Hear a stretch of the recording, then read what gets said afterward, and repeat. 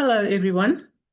My name is Iris Mhlanga. I'm from a country called Zimbabwe, and I'm the founder of an organization called the Nozizwe Mother of Nations Trust. The Nozizwe Mother of Nations Trust is a charitable organization that helps vulnerable communities in Zimbabwe, Ghana, Zambia, Malawi, and other countries around Africa. I can say it's been a long journey. I wasn't always a philanthropist. My journey started later in life, and my late father was a city father and a philanthropist himself, used to do what I do now. And he passed away in 2016. And after a struggle with the estates and everything else and family struggles, I ended up attending a church. It was a profound moment for me during that time because I was going through a lot and I really didn't know what direction my life would be taking at the time. And I was invited to a church by neighbors. And in that church, we were prayed for, we were given counseling and guidance and things like that. And I had an interesting conversation with one of the pastors at the church. And he told me that he saw me as a mother of nations. Now, I couldn't understand what he meant by mother of nations, but in hindsight, now that I think about it, my middle name, Nozizwe, translates to English as Mother of Nations. So there began my journey as Mother of Nations. He told me a whole story about how I was going to meet a homeless man. And in helping that homeless man, he said that would be the beginning of something amazing, something out of this world. And true to what he said, a few days later, I did meet the homeless man. And I had been told to feed this homeless man. Now I was thinking, okay, how do I feed a homeless man? And how does that translate to me being a mother of nations?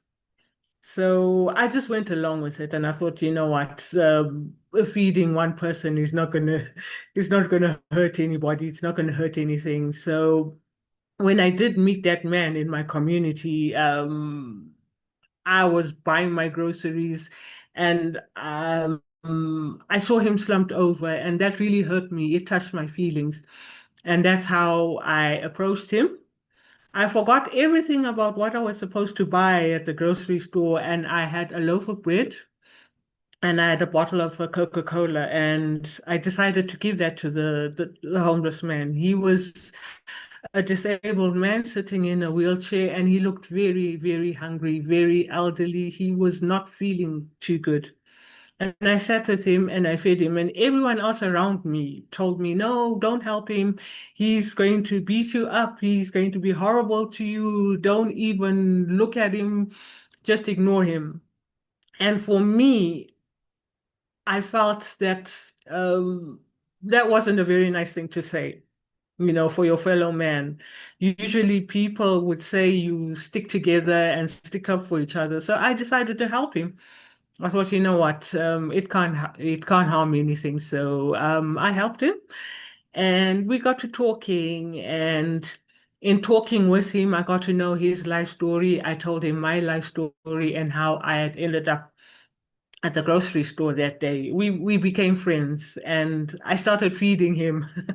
I started feeding him from that one meal. I started feeding him every single day. And in my home, I started cooking extra food every single day. I counted him every time I cooked, every time I looked for clothes. I was now counting him as a member of my household. And from there, he went on and told other people this story about how he met me. And from feeding one person, I ended up feeding 10, and 10 grew to 20, 20 grew to 100. And soon enough, I just told my story on Facebook and social media, and it became overwhelming for me. And I thought, why am I feeding so many people? I can't afford feeding 100 people. So I wrote about it on my Facebook, and I asked my community, how can you be so horrible? How do you ignore homeless people who are in need of food. And I told my story about how I was feeding homeless people around my neighborhood. And people started phoning me and offering me food and offering to help cook. And my story just went viral from there in my country. And my neighbors, my entire town, my community started bringing me food to help feed these homeless people. And then one day, his wheelchair broke down. And I thought, I don't know anything about fixing wheelchairs. And I went back to Facebook and I wrote a story about asking for a wheelchair for this elderly man. And then someone in another town then responded, saw my story, and said to me, Iris, you are helping the homeless people in your city, and this one needs a wheelchair. I give out wheelchairs for free. So how about I give you wheelchairs for this man, and then we'll see about fixing his old wheelchair later. And I thought, I don't know this person. How am I going to get the wheelchair from another town to my city? I went back to social media again and I told my story that I'd found a wheelchair and I'd found food and things to help these homeless people. Now, how do I get the things from one town to another? And by some luck or fate would have it, some companies got in touch with me. And they said, "Hi, madam, we're transporters. We can help you bring these things to your town. We've seen your stories. We've seen how you're changing lives in your city. So we would like to help. Any donations that you get to help these homeless people, we will bring them into you for free." And that's how I started my organization. It just blew up from there. And I started telling my story to different audiences around my country, to different children's homes. I was invited to speak at different schools. I was invited to speak to vulnerable communities, just to give them a hand up, to inspire people, to tell my story about how I started a charitable organization with a loaf of bread and a Coca-Cola and a bin liner of old clothing. So um, it blew up from there, and I did so many things. I went to visit orphanages, and in visiting one of the orphanages where they look after special needs children, we had special needs children in that orphanage, about 45 of them, and the orphanage was called the Mustard Seed Communities Children's Home. So in visiting the Mustard Seed Communities Children's Home, I found out that they had other activities that they did, which was soup kitchens. And they had been struggling to get donations at the time. And I said, I've got all this extra food and I don't know who to give it to. I've been feeding people in my neighborhood. How about I partner with you and we feed these people? And when I joined them, they were feeding 500 people 3 times a week. So when I brought in the extra food, it became 500 people every day. And I kept blogging about these stories and telling my stories on social media and trying to inspire people because I was inspired by what Mustard Seed Communities was doing. And I was touched by seeing all these special needs children and all these homeless other orphans and widows and the elderly. I was touched in seeing that. And I thought, I'm just one person. I can't possibly, help everyone, but I can do my bit to inspire other people. And in telling my stories, I ended up inspiring other people. And that continued for many years. And fast forward to now, we're feeding 1,200 per day. That's orphaned, vulnerable children. And I've also joined in with the St. John's Anglican Church, where they're feeding 400 homeless people every Wednesday. So my organization now has about 5,000 beneficiaries. That's between 2018 and now.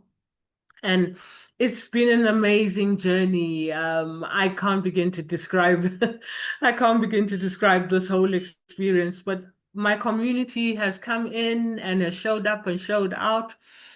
I've even been nominated for international awards. I've lost count as to how many international awards I have won.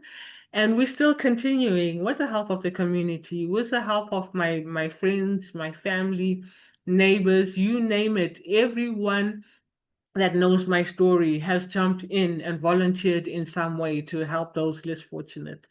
So in my country now, we spread out from my city of Bulawayo to other cities, and we have 5,000 beneficiaries countrywide.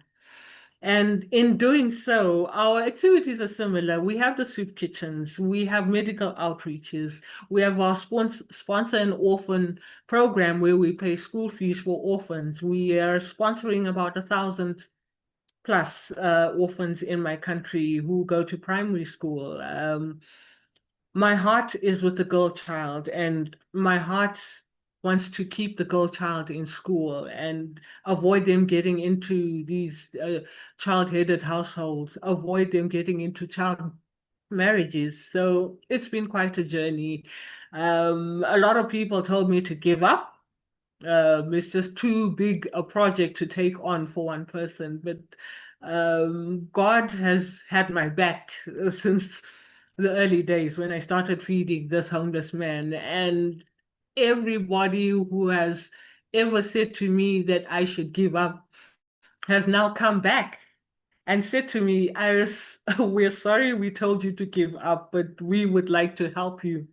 It doesn't seem like this thing is going to end anytime soon. You know, we thought it was too big of a project for one person. So people that wanted me to give up have eventually come back and started helping me because the crowds are so great, the communities are so many. There's so much to do and so little resources. But for one person, it is a lot, and one person would give up. But for an entire army of people, an entire community, you never give up. So my story has inspired people not only from Zimbabwe, but all over the world. And people have phoned me to join in our activities and to see how they can help people in their communities as well. We're a kindness army that has inspired people worldwide. And in winning these international awards, our reach has reached places that we would never even have dreamed of traveling to. So I'm happy in a way that I didn't listen to people who told me to give up. And I just put my head down and I continued praying and I continued telling my story to inspire others. It's not about the fame. Yes, I've made a name for myself internationally now, but it's not about the fame. It's about the reach, being your brother's keeper, being your sister's keeper, helping those who can't help themselves, being a voice for those who have no voice. So that's been my life now for the last 7 years. We've been inspiring various communities, and I'm so, so thankful and grateful that, when I think back now, that I didn't give up. I didn't give up when people told me to give up. I kept pushing, even though red tape and all kinds of formalities came in the way. We lost donations, we lost our benefactors, we lost a lot along the way, but we also learned along the way, and we've grown bigger and stronger in helping these vulnerable communities. So it's been a blessing in other ways. It's been a blessing to be a blessing to those in need. And we've continued and we hope to continue into the future and set up more homes, more orphanages, hospitals, schools. That's my dream. That would be my absolute dream, to spread as far and wide as we can and reach out to more people in need, not just in my local community, but everywhere. And it's been quite a journey. I'm still learning, I'm still growing. My team is learning and growing. I'm a peace ambassador now, a certified humanitarian. Those are things that I never thought or ever dreamed of even doing. But in being a humanitarian, a philanthropist, in doing what I've been doing, I've upskilled, I've learned, I've grown as an individual. And now I'm a mother to many people, not just my biological children, but to many children, to those who are lost, who have no hope. I've given hope to people that never dreamed of doing what they do now. I've inspired other people, and some of those people that we assisted in the beginning have come back to help others in vulnerable communities as well. So it's a ripple effect of kindness and not giving up. It's been quite a journey, and I'm humbled and thankful to all our supporters worldwide, all our volunteers worldwide, those who have heard our story and decided that they wanted to join us. It's been such an inspiration, and it's still going. It's still going, and we are so, so blessed and thankful for everyone from every corner of the globe. We've met people from India, we've met people from Pakistan, the UK, Australia, Malaysia, the Philippines. We've met people from all over the world who have joined us, joined hands to make a difference in their communities as well. We may not have all the money in the world to save everyone, but that little ripple effect that we've started is going to spread to even more countries, even further than we can ever imagine. And it's an honor for me to walk into my calling as a mother of nations, as Nozizwe. It's a blessing and it's an honor to serve all these vulnerable communities and to have and meet so many family members. I call our beneficiaries my family members. We're now one big family and we stand together where it counts. If someone can't help with something, there's always someone else, that we can call or reach out to who can help these vulnerable communities. So I'm meeting a lot of people along the way, and I'm learning from various people along the way from further than I have ever been. I've never traveled to so many places, but we're making a difference. We're making a difference with the technology, telephones, your internet, we can reach out further than where we are and still help people we have never met in various countries as well. So it's been an expansion bigger than my wildest dream. And I'm just thankful, thankful, thankful that I've never given up. And giving up is not an option. We're going to keep going as long as we can keep going. And I'm hoping to inspire generations even long after I am gone. I'm hoping this will continue into the future and others will help others in the future as well, inspired by my story. It doesn't take much to make a difference. It doesn't take much to make a difference. If I could start with something as small as a loaf of bread and a bottle of Coca-Cola, a cool drink, and a bin liner of clothes, not even new clothes, they were gently used clothes and it wasn't much. But now my organization is one of the top international not-for-profit organizations just from that bottle of Coke and a loaf of bread. It's been quite a journey, and to think that we are where we are now in the world, recognized as a top leading organization from a country in Africa, it's just amazing to be recognized amongst the big giants like the UN, World Health Organization. It's just been an honor, and it's been an honor meeting officials of the UN, meeting big officials of these bigger humanitarian aid organizations. It's just been an inspirational journey for me and my team. And we are honored and we are blessed. We count ourselves honored and blessed to be where we are now, considered the best of the best, because we didn't give up. We never gave up. Not one day did we ever wake up and say, look, we can't do this anymore. We kept pushing even without donations, even without funding. We kept pushing. We emptied out our cupboards. We emptied out our old clothes. We emptied out our shoes. Any medication that we had lying around, we put that together to help those in need. We clean out our kitchens, our kitchen cabinets. We take out food from our own homes to feed those less fortunate. And that's gotten us to where we are today. We haven't given up. We haven't given up at all. And we keep pushing. Some days are easy, some days are hard, but we've kept going. And it's been quite a journey. It's been quite a journey, and I'm looking forward to seeing what the future holds for all of us.